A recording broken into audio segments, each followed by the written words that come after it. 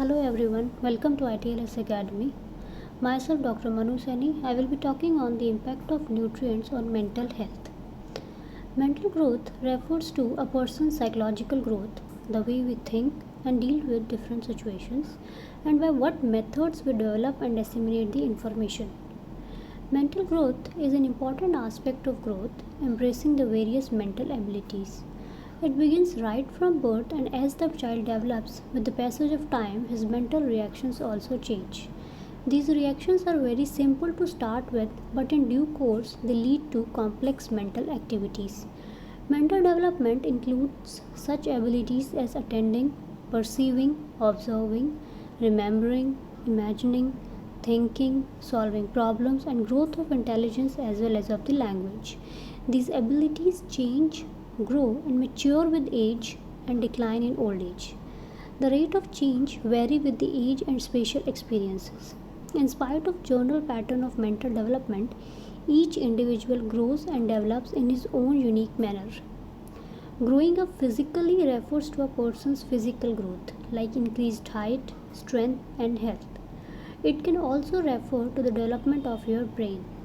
Brain development is most sensitive to nutrition between mid gestation and 2 years.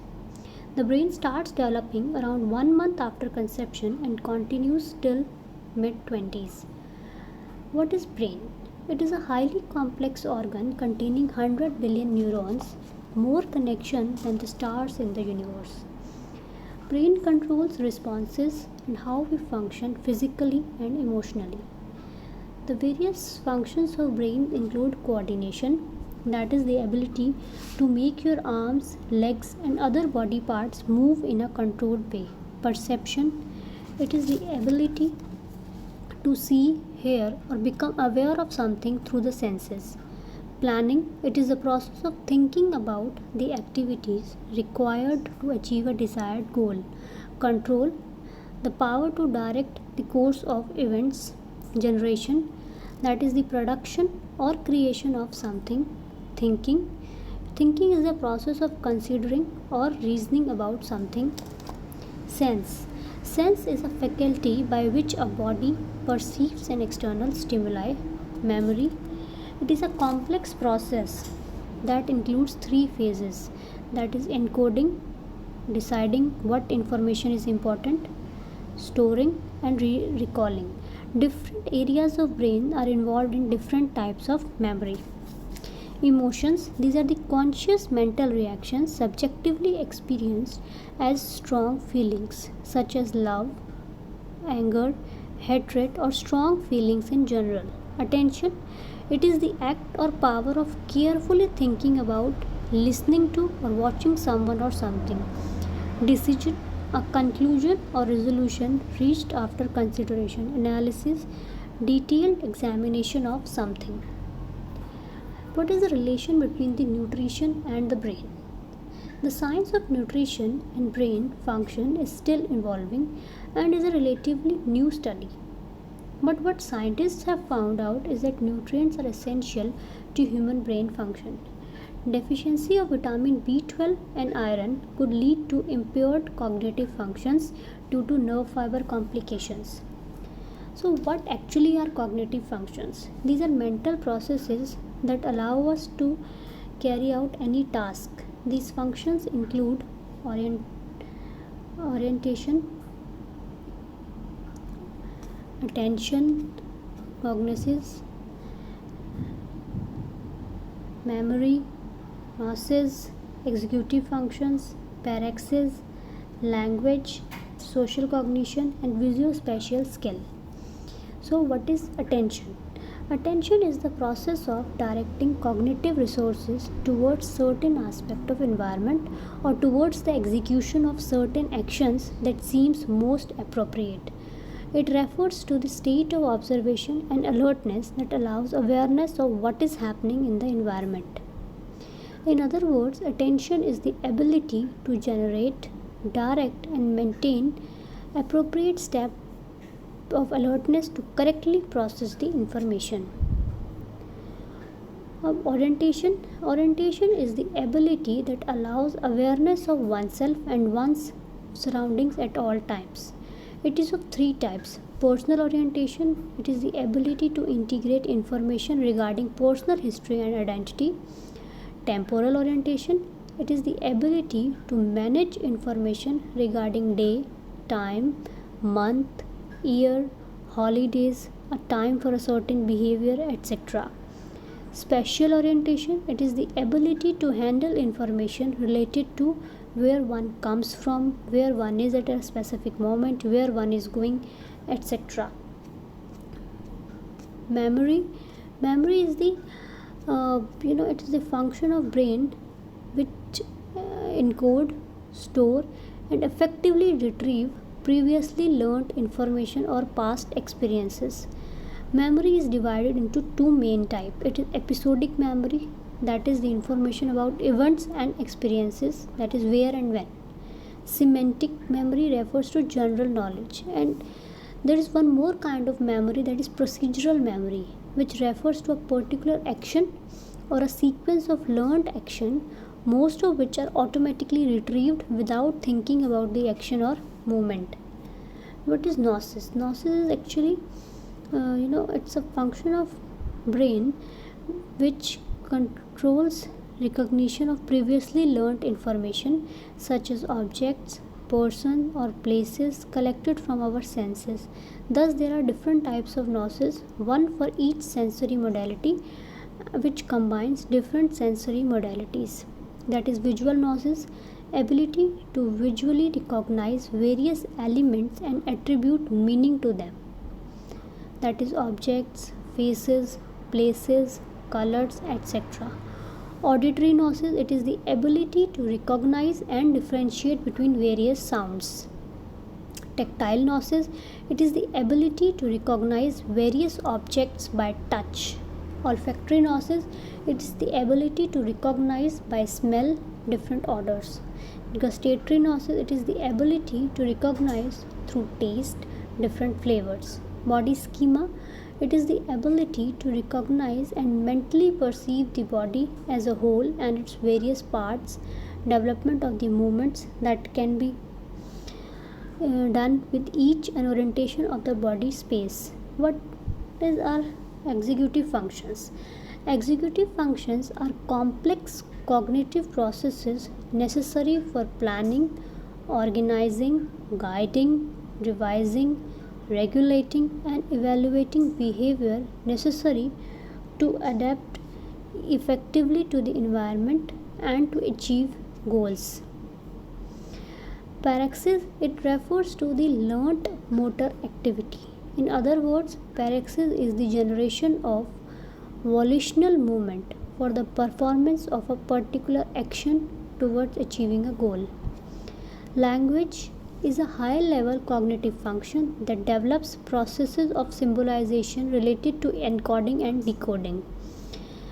Refers to the production of spoken or written signs that symbolizes objects, ideas, etc. in accordance with the linguistic community's own convention. Then what are social cognition? Joint social cognition and emotional processes by which we interpret, analyze, remember, and use information about the social world.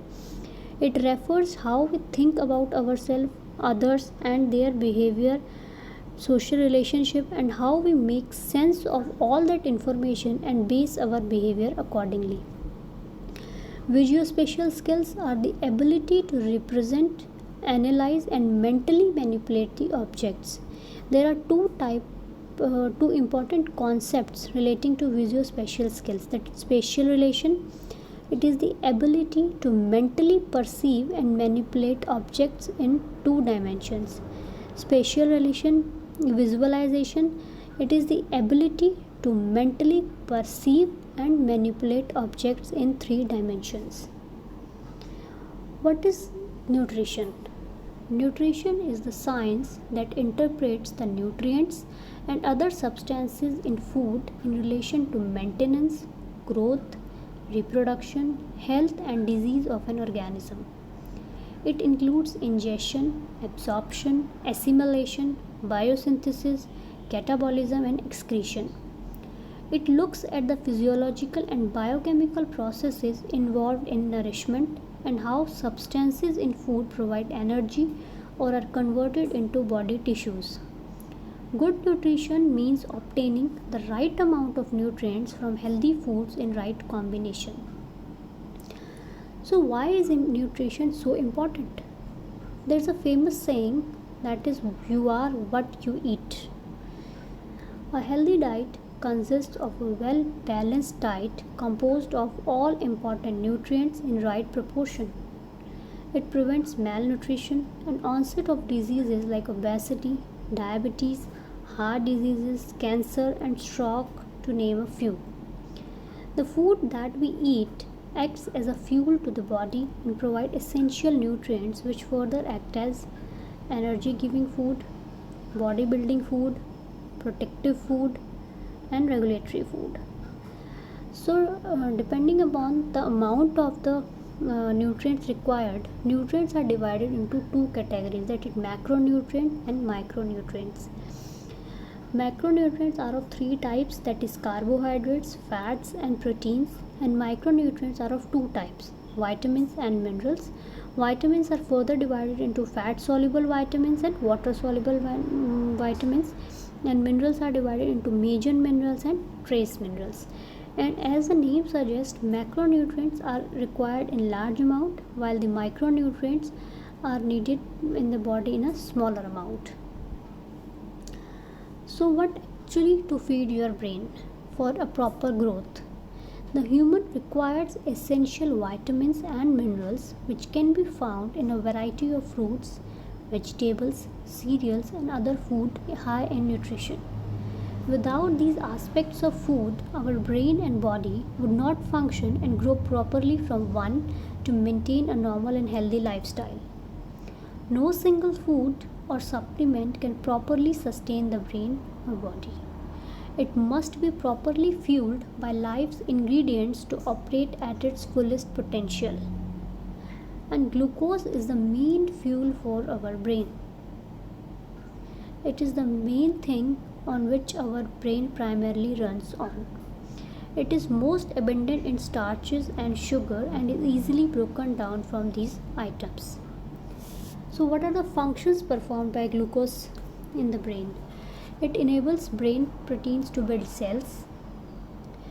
Glucose is needed to keep brain cells alive and functioning. Glucose cannot be accumulated, so a readily available source of this chemical energy is extremely important. Manufactures and transports the molecules of neurotransmitters and enzymes. Glucose is the most abundant in starch and sugars and is easily broken down from these items. Our brain really only uses one type of carbohydrate. This figure represents the nutrients needed for normal brain development. Carbohydrates, that is glucose or lactose, is needed for the basic neuronal metabolism and differentiation. Carbohydrates are the main source of energy from the brain. The dietary reference intake of carbohydrates has been set at 130 grams per day for children. This value is based on the average minimum amount of glucose used by the brain. Carbohydrates aid in production of serotonin that helps children to utilize their brain. Protein. This protein helps in regulation of brain and nervous system development. It also helps in brain neurochemistry, neurotransmitter contraction, and receptor numbers. Proteins are also beneficial for neuronal growth and differentiation, dendritic arborization, synaptogenesis, and myelin synthesis. These play a role in cell growth and replication. Meat, milk, fish, and cheese are the good source of protein. Along with other nutrients, these play a role in production of brain neurotransmitters, myelination, development of dendritic arborization of the developing brain. Protein and energy deprivation during brain development has been linked to reduction in brain cells, reduced brain size, and poor cognitive performance. Lack of proteins along with calorie deficit in diet affects brain maturation, resulting in cognitive functional delays and long lasting brain damage. Iodine. Iodine helps in production of thyroid hormone and promotes growth. Deficiency during early years of life can cause mental retardation and loss of IQ. In school age children, iodine deficiency is linked with poor cognitive performance. Rich sources of iodine are fish, seafood, and algae. Although with iodization of salt, iodine deficiency in children has been controlled to some extent, it is still present in some regions of the world. Psychomotor effects of iodine deficiency in children are more visible after the age of 2.5 years. Choline is beneficial in functional integrity of brain cells, neurotransmitter production, and myelin sheath maintenance. Zinc is required for regulation of neurotransmission, DNA, RNA, and protein synthesis, and IGF-1 gene expression. Thiamine has a role in cognitive development, nerve conduction, and synthesis of neurotransmission. Deficiency of thiamine could lead to poor intelligence, slow reaction time, and poor memory. Dietary sources of thiamine include whole grains, eggs, liver, legumes, and nuts. Iron is required for normal brain anatomy, myelination, dopamine, serotonin, and norepinephrine systems. Iron is one of the most common nutrient deficiencies. Iron deficiency anemia affects 30% of the world population. Iron is an important brain nutrient and is found in varying concentration in different parts of the brain. Iron requirements are higher during infancy and early childhood compared to adulthood. Deficiency of iron is associated with low IQ, learning difficulties, poor memory, slow motor development, and short attention span.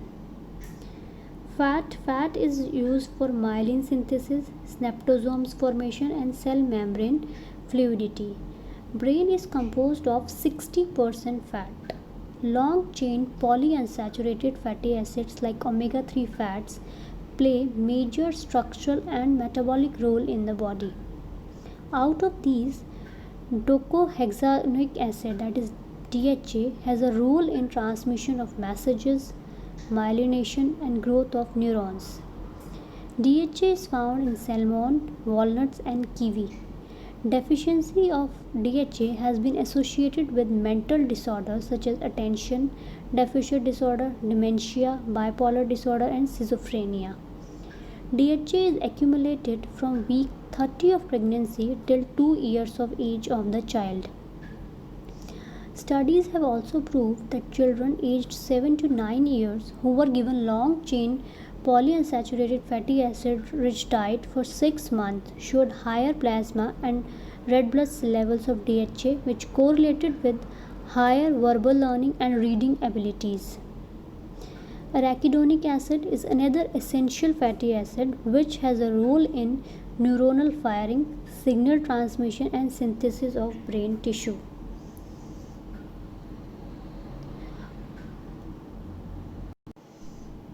Copper, iron, and zinc are essential trace elements or nutrients because they cannot be made or synthesized in the body.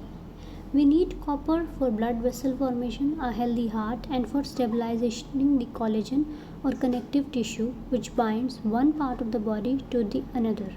Copper is needed for brain development and for the effective communication between nerve cells in the brain, as well as for healthy bones and mind. We need zinc for biological function. Zinc's tasks are growth and fertility, a healthy immune system, and healthy skin, hair, nails, and eyes. It plays a crucial role in more than 300 enzymes. We need iron because it is an integral part of many proteins and enzymes that maintain good health, such as oxygen transport and the regulation of cell growth. Almost two-thirds of iron in the body is found in hemoglobin, the protein in red blood cell that carries oxygen to tissues. The recommended daily intakes of copper is 1 mg per day for adults, 1.3 mg per day for pregnant and lactated women, The daily intake of iron should be 8 mg per day for men, 18 mg per day for women, and 27 mg per day in pregnancy. Zinc is 15 mg per day for men, 12 mg per day for women. And what are the effects of nutrient deficiency on mental development? Iodine. The deficiency of iodine causes poor somatic and central nervous system growth, sluggishness, inactivity, lethargy, poor concentration, impaired cognition and coordination, sequel leading to minimal brain function to a syndrome of severe intellectual disability, global loss of 10 to 15 intellectual quotient. Iron, listlessness, apathy, lack of vigor and enthusiasm, lower scores on motor development and cognitive tests, and poor school grades, less myelinization and altered neurotransmitter function. Deficiency of zinc can cause lethargy, decreased visual memory, impaired cognitive development, and neuropsychological problems. Selenium, depression, low mood, low energy level, anxiety, and stress. Deficiency of choline can cause poor memory and mental functioning. Deficiency of DHA can cause short memory span, poor ability for discrimination, aggression, hostility, learning disability, dyslexia, that is attention deficit disorder. Deficiency of vitamin B1 can cause reduction of the brain content of neurotransmitters, reduced level of brain GABA, glutamate and aspartate.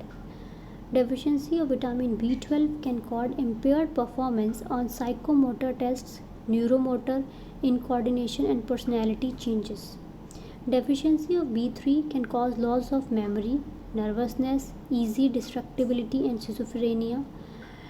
Deficiency of vitamin B6 can cause depression, irritability, loss of memory, inability to concentrate, peripheral neuritis, etc. Deficiency of vitamin B12 can cause loss of memory, disorientation and emotional instability. Deficiency of folic acid can cause memory loss, forgetfulness, depression, irritability, introversion, lack of confidence. Deficiency of vitamin C can cause reduced score for IQ, memory, abstract thinking and non-verbal intelligence, altered behavior. Vitamin E deficiency can cause poor memory and attention span. The majority of studies which have investigated the association between nutrition and cognitive development have focused on individual micronutrients including omega-3 fatty acids, vitamin B12, folic acid, zinc, iron and iodine. The evidence is more consistent from observational studies which suggest these micronutrients play an important role in the cognitive development of children. Every child has a right to optimal cognitive, social and emotional behavioral development. The cognitive, social and emotional parts of the brain continue to develop across the lifespan. However, the brain's growth and development trajectory is heterogeneous across time. A great deal of the brain's ultimate structure and capacity is shaped early in life before the age of 3. The identification and definition of this particularly sensitive time period has sharpened the approach that public policies are taking relating to promoting healthy brain development. The ramifications are large because failure to optimize the brain development early in life appears to have a long-term impact with respect to education, job potential, and adult mental health. These long-term consequences are the ultimate cost to society of early life adversity.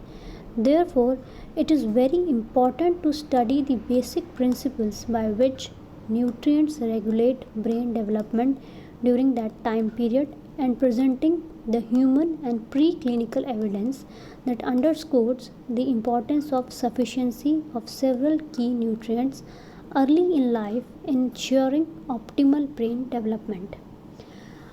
I hope you all like this lecture.